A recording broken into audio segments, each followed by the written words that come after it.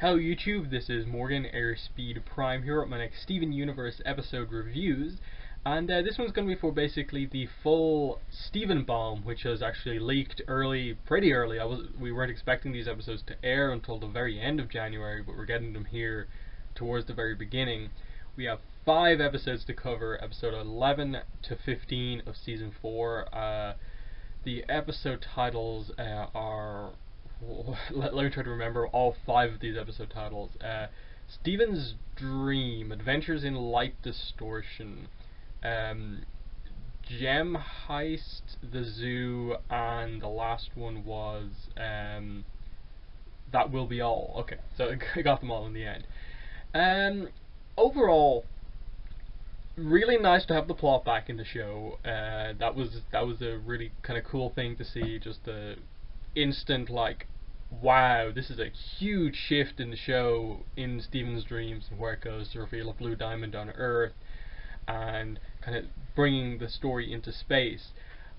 But I don't think these episodes are as amazing as perhaps they initially come across. I think they kind of are flattering to deceive in that we haven't had the plot in a while, so it coming back is an instant like, wow, this is so much better than everything else.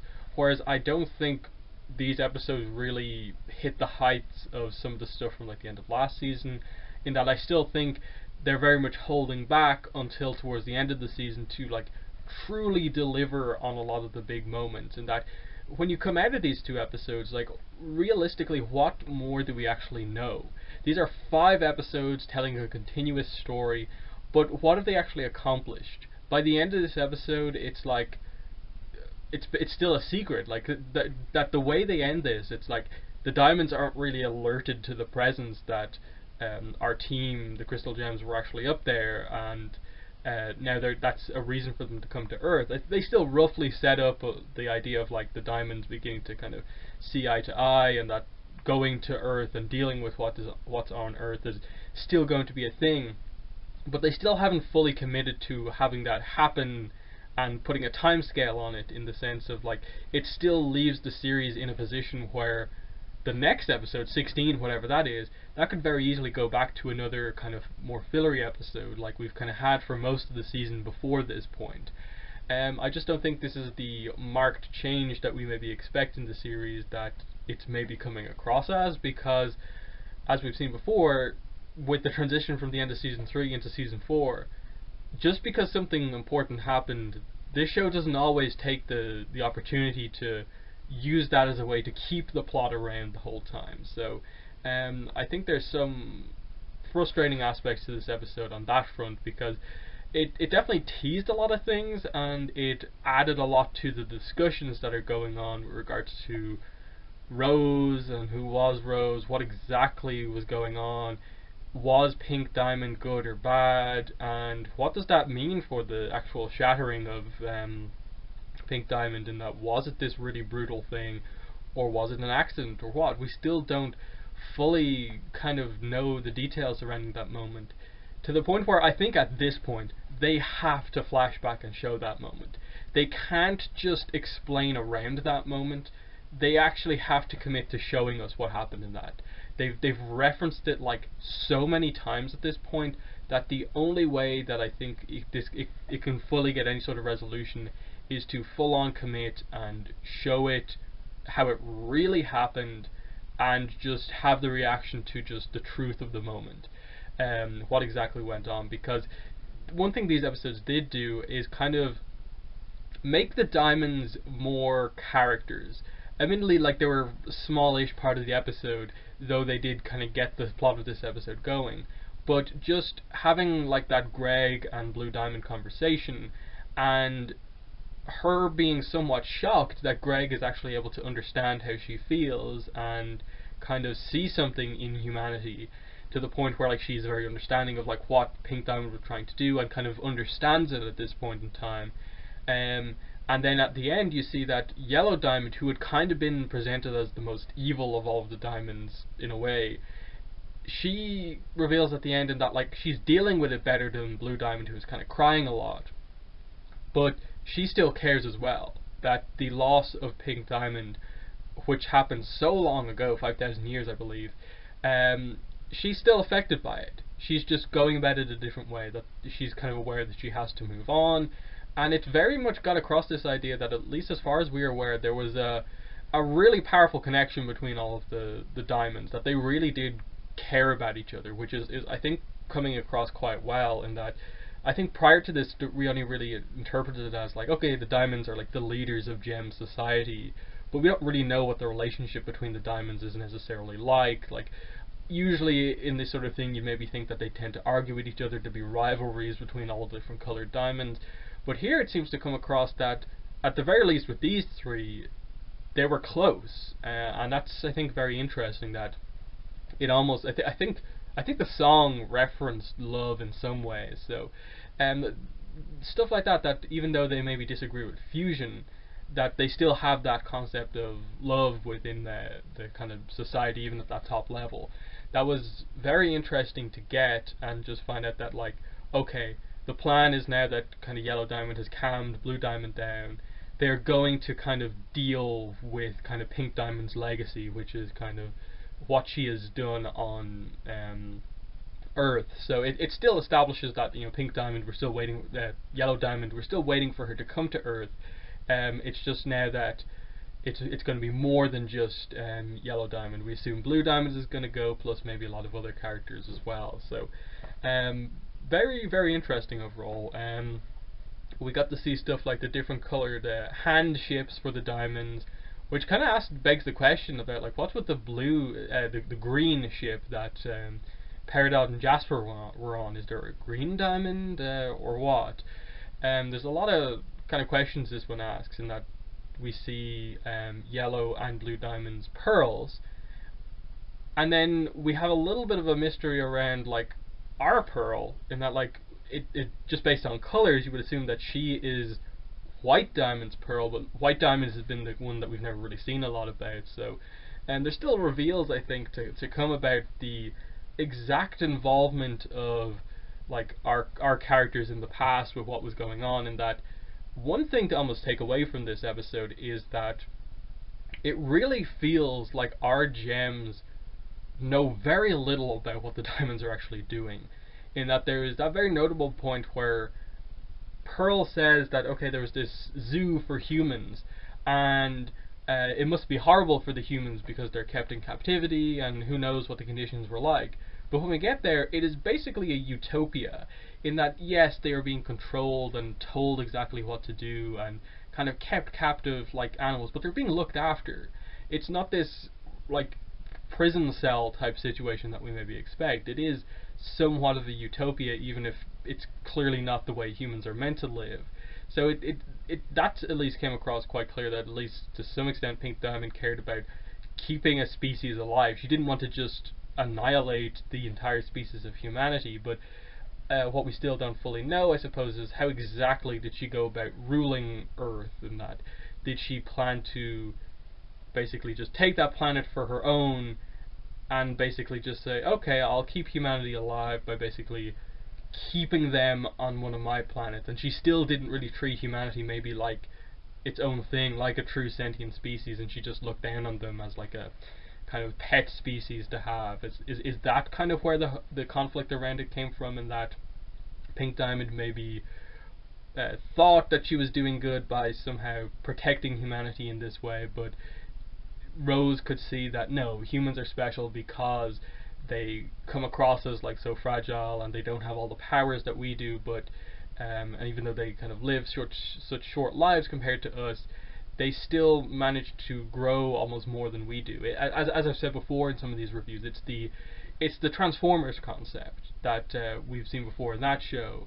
The idea of a species that effectively never dies of old age, how they deal with meeting humanity, which in most fiction is always presented as the species that lives a very short amount of time, most of the time less than 100 years, but somehow makes the absolute most out of it, and deals with a lot of emotion happening within those years, but can kind of change themselves and adapt very easily. So one of the kind of cores that we explore across these episodes is the idea of loss, with regards to Blue Diamond and Yellow Diamond. and I suppose versus how Greg deals with that, in that Blue Diamond is this being that is like multiple thousands of years old. Greg is like 30, 40 years old. I don't know the exact age. Maybe I'm severely kind of lowering that. There's no way it's 30, I suppose. It's somewhere between like 35 and 45 or something like that. Either way, he is so young comparatively to them, but he is the very mature one up against Blue Diamond, in that he helps her to get through that loss that he's already dealt with. Whereas, like, it seems like that because gems, it's not a natural part of their lives that they just die.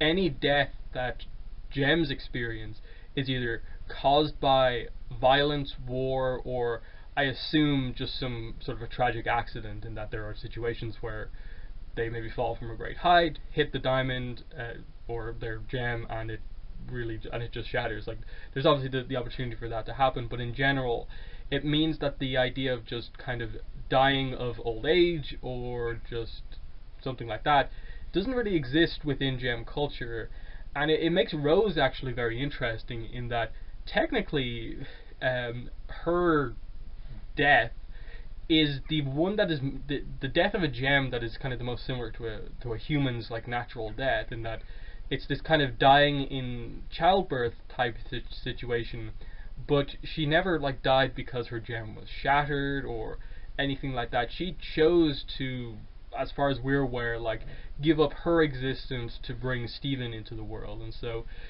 Rose has had like the most truest death, I suppose, of a gem, and it kind of highlighted her understanding of humanity. I don't know if I'm reading too much into that or trying to make it into too big of a deal, but it definitely was something to me that kind of thematically came across in these episodes, that idea of the difference between gem culture and human culture with regards to how you deal with loss, and then just the kind of biological way of like life and death on both kind of worlds. It's definitely interesting. Like, as I said, there's a lot of little things presented across these episodes. Like, you get the fun thing of Amethyst meeting other Amethyst for the first time, and you initially thinking, okay, she's gonna get found out, and she's probably gonna get like bullied and overpowered by all of the others. But when it comes down to it, like, these other Amethysts are from Earth. They're from the same place that Amethyst was born in, so they treat her like a sister effectively, and she's just part of the team. She happens to be the smallest one, but she's that missing part of the team where like they have like, you are this facet, this number in the kindergarten where we were born, we're missing you, and now it's more complete. And because she is more of a character, because she's been on Earth for so long, she actually ends up being somewhat of a leader figure among all the other Amethysts, and that the other ones are so used to their kind of set role within gem society, that actually having the very free-spirited Amethyst that we know come in, they're kind of all behind her, and they're kind of inspired by her. And this is another aspect that I think this episode, these episodes actually I think did really well, was this whole idea of the way things are on Homeworld coming across very clear in the way each gem has a set kind of role within society, which our gems are currently not used to, having been on Earth for so long and not having to have a role. But in Homeworld, this is how it works. Rubies are, just expendable soldiers. Sapphires are nobles, and they're revered because they can predict the future. Pearls are just seen as, kind of servants / entertainers, basically. And just as you kind of go through, you kind of see that as well, just like that.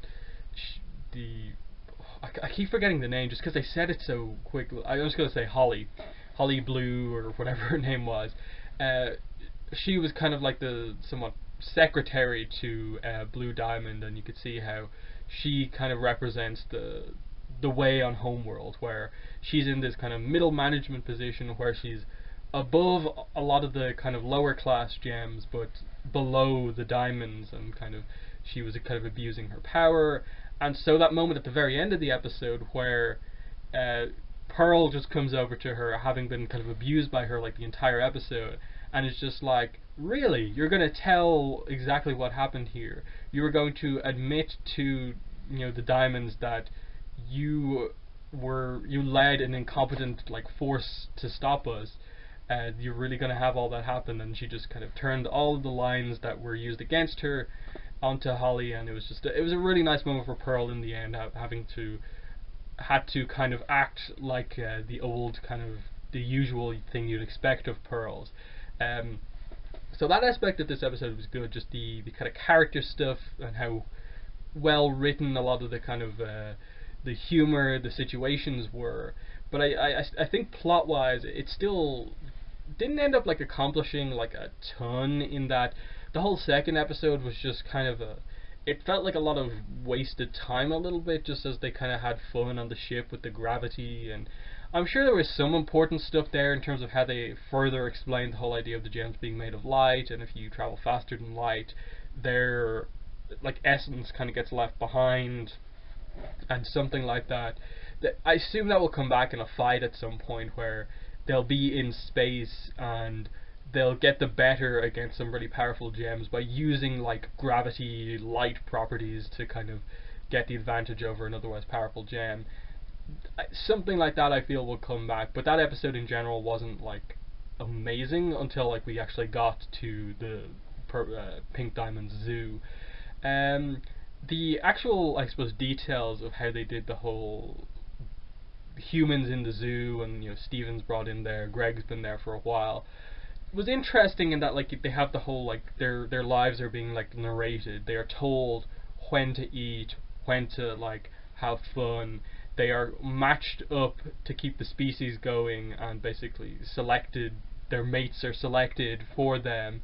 And just the whole idea of like Steven and Greg kind of representing the whole idea of human free will, and like, no, we choose who we want to or not want to kind of be in a relationship with, and how this concept from Earth is so normal for us as the audience and them as characters, but the inhabitants of this zoo are just completely baffled by this. Like, really, like, what, you don't want me? Because they're so used to this idea of like, if it's chosen, that's just the way it is. And then Greg saying, I'm not actually interested in any of you, and they're all hurt by this. And then the whole idea that they're so used to this utopia like lifestyle that the idea of emotional pain or physical pain is kind of foreign to them as well. So that was interesting, but again, I just felt like that whole group was just kind of dismissed. Like, they just broke out, and there wasn't really any attention brought back to them in the sense of like, are they gonna try and like free them at some point in the future, or are they just leaving them there with their culture? Like, they're fine with that life that they have. They're not in danger. They're not being treated cruelly, basically. So should we even try to like get them out of this situation, or should we just leave them as they are? I don't really know if they were trying to tackle any sort of like moral implication like that. Like, would it be cruel to just take these people who are used to this lifestyle and maybe put them in the real world, and because they have no like toughness as people, would the real world just be this horrible thing for them, or should we just leave them as they are? I don't know if they were trying to do that at all. It was just, there was a couple of little things like that where I felt the episode just completely dropped a plot point and just didn't do anything with. The only other, I suppose, issue I had with the episodes was that, yes, the core plot of this was Greg is taken by Blue Diamond, Steven goes to get him back. I didn't really get what they were going for with the couple of scenes that they had of just Steven being really, really emotional in these episodes for reasons I'm not entirely sure. Yes, the influence of Blue Diamond and whatever that connection is seemed to have an impact on him, in that I got the whole idea of the dreams connecting to Blue Diamond. Whenever he's close to Blue Diamond and she's crying, he was also crying as well, because clearly there is some sort of a connection between Rose and the Diamonds and what happened, that Rose is upset about all of this as well, so Steven's upset.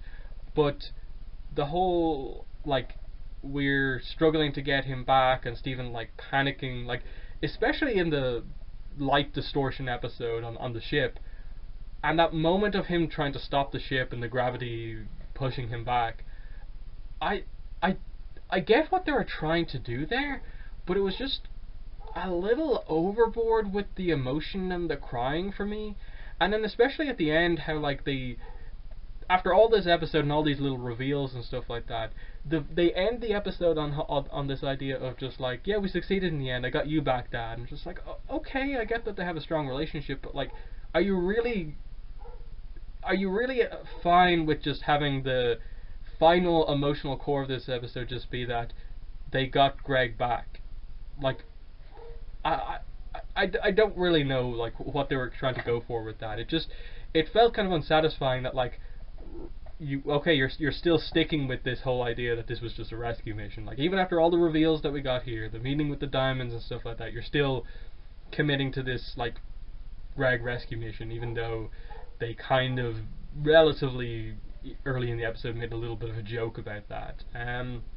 Not sure necessarily how I feel about that, but as I said, the key parts of this episode these episodes that were good were the way the characters interacted with all of the new gem characters and the introduction of the diamonds, like properly getting to see them as characters and not just like villains who we don't really know that well. I feel like we really know them a bit better now, and that Blue Diamond is a quite emotional character, and Yellow Diamond is the more like leader focused one, and that you even see Holly, who is kind of loyal to Blue Diamond, and she kind of even goes that like, wow, I was amazed like standing next to Yellow Diamond.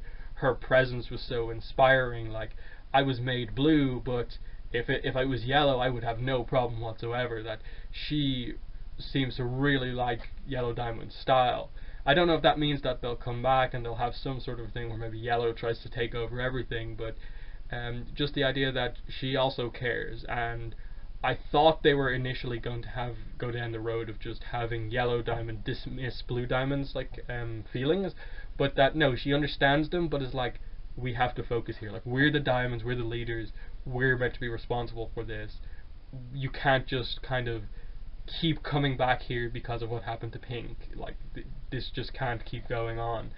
And then yeah, just the stuff with the other humans that she's storing was like an interesting reveal. Like as much as it was a bit like you just kind of left them out there, it was interesting to just know that like, wow, this is an interesting concept of just like there is a whole other like culture of humanity out there that has been going for at least 5,000 years that has a completely different culture and style of things to Earth, that they are so used to being in this environment that their culture and style is just completely different. That was so interesting to me. It's just they just left it.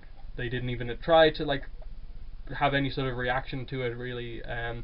But I think I'm just going to start repeating myself if I go on anymore. So in the comments, let me know what your thoughts were on these 5 episodes. What do you think the key takeaways from these 5 episodes were? Were you happy with this as the return to the plot? Where do you really think things are going? Are any theories suddenly like even better now? And then of course, like if I missed any points that you wanted to hear me talk about, leave comments below asking me about them, and I'll definitely reply in the comments. But yeah, that's been the video. Links in the description to my Twitter, Tumblr, Patreon campaign, and PayPal donation link if you want to follow me on social media or support my channel. But that has been the video for today. Thanks for watching, and bye.